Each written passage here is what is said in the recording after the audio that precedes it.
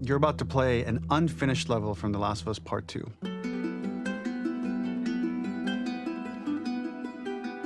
The reason we added this section is there are a few sequences, and we picked the 3 of the best ones, that we cut from the game. You know, often we build a game that's much bigger than what ends up being the final product.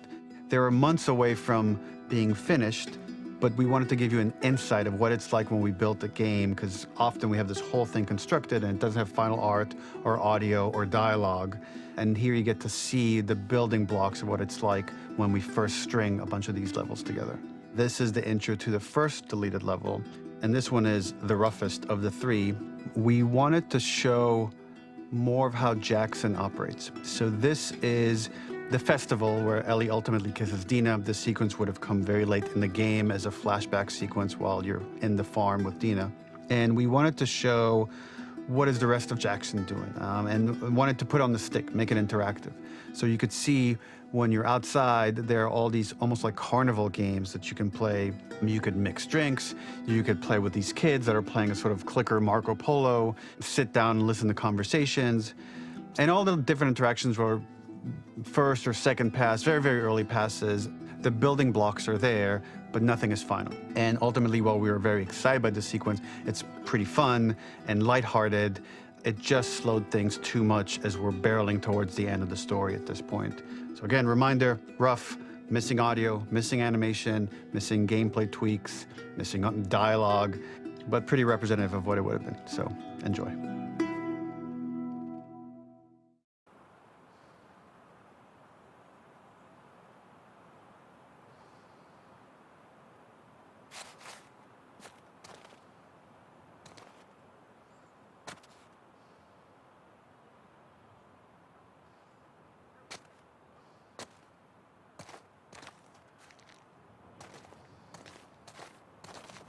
Originally, this level was going to transition us to farm.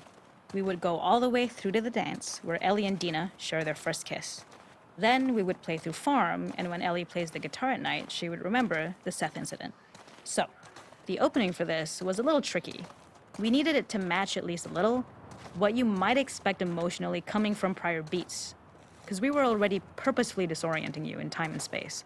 Remember, you just came from this huge fight. To jump straight into it would have been a little too jarring. After some back and forth, we rooted it in Ellie's nerves, calling back to her hands shaking in the theater.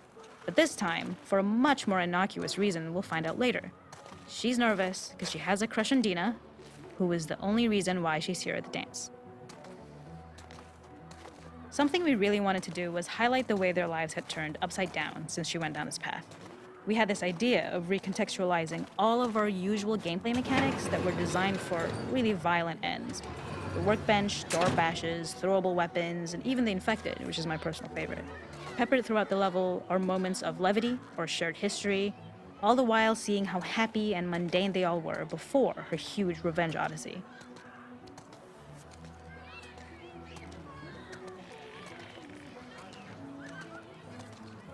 It is not a festival without one of these throwing games. This one, of course, uses our throwable system where you're often chucking explosive things or stunning things, but for a more wholesome purpose, although some people take this game really seriously. A fun aspect of this is if you did well, you could win a toy here. Ellie would place it in her pocket. If you had done this, you'd find the toy with JJ, the baby, later back at the farm. When we cut this, the toy made it through anyway because it was so cute. It is the same one you see on the tractor at the farm. Ollie the elephant.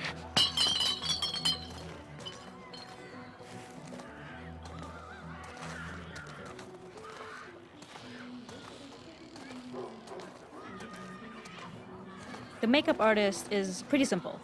It's one of those little in-game scenes we peppered in to make it feel like Ellie had roots in the town.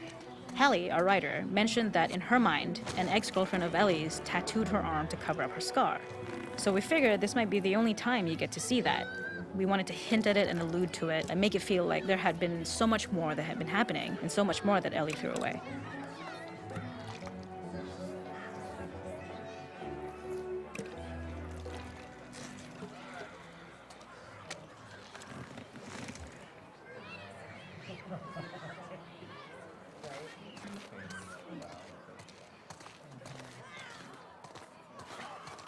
This is one of my favorite sections because I think that it achieves both the slice of life aspect of Jackson while also being a stark reminder of how dark the world that they live in really is.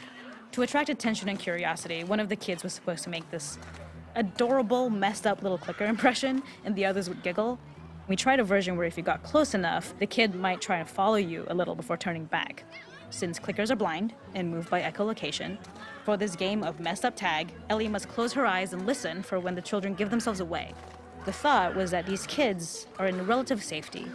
They still grow up with the dangers of clickers and runners, and all those lessons would embed themselves in the games that they play.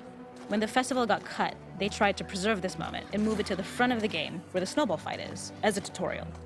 However, being in the headspace of a clicker doesn't really teach you how to deal with them.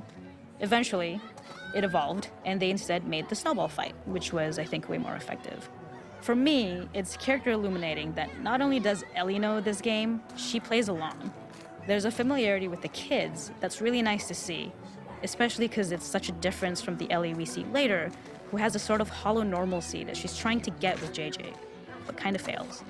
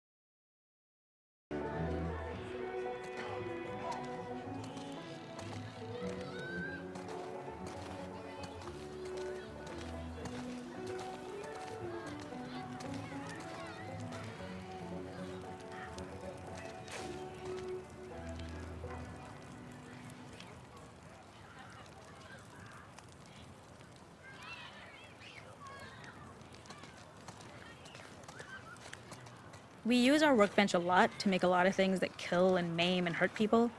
Here, we had the silly